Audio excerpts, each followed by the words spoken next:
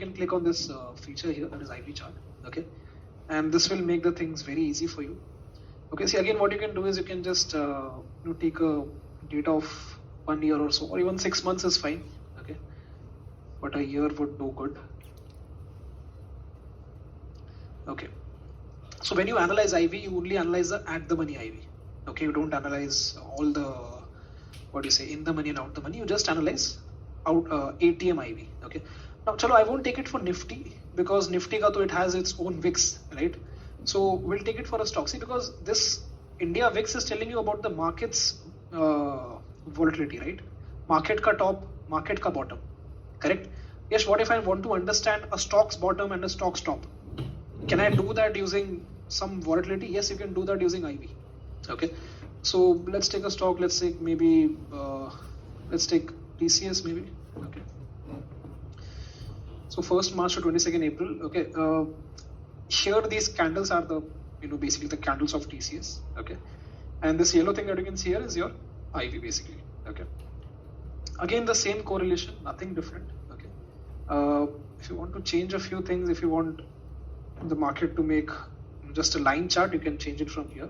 Okay, here you can see a few dots, right? This blue line is the TCS chart, this yellow line is the at the money IV line. Okay, green dots that you can see are the monthly expiries. Okay, this red thing that you can see is Fridays. Okay, the star thing that you can see is the result period. Okay, and this purple thing which is here is your RBI interest rate decision. Okay, so this is the feature that they provide. So accordingly you can analyze the IV and all. Okay, so here what I can see is one clear support for at the money IV for TCS is this, right, which is I think close to 15 or something. Okay, so whenever at the money IV of TCS is 15, that means it is a very low IV for TCS. It is under a very low volatility period. So from there what has to happen? And there IV has to go up. IV has to go up, stock has to give a correction, right? Because IV will go up when your fear increases. Okay, so the same correlation. Okay, similarly you can draw resistance as well here. Okay, so whenever TCS comes near 30-35, you have to become cautious. Okay, you can look to book profits, or you can accordingly sorry, what I'm saying the opposite. So if it comes at resistance, you become greedy. Okay, because IV has to go down. IV has to go down means market has to go up, correct? So you'll start doing that. So resistance, support, okay. It's becoming difficult to compare it from here, but look at this. This was a small bottom for TCS right here, right? This and this.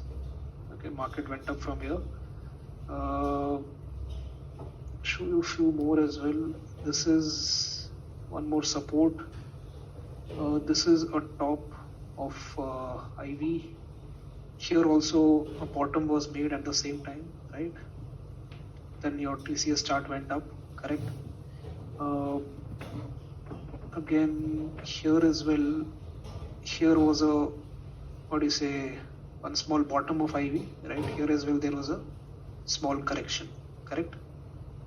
Okay, it's becoming difficult. I think I'll just use the candles, it will make it more easier. Okay, candles will make it more better, I think. So here was a top, here was the bottom, here was the bottom, right? Here was one top of your at the money IV. So this is your resistance, correct? And this is your support. Okay, so you will try to gauge the tops and bottoms like this. Okay, here also a top, TCS bottom market, TCS went up. Okay, here also a top, here also a TCS bottom. Okay, here also right now it is coming at support, so might be we can expect a small correction, but better would be let it come at support almost near 15. That would be the better case. Okay, here also a top, here also a TCS bottom. Okay, so this is how you will try to gauge it, and this is how you will try to compare it. Okay, so this is one way of using it, one way of using IV to try to become greedy or become fearful at a certain point of time by the inverse proportional relation between the volatility and the underlying asset. Okay.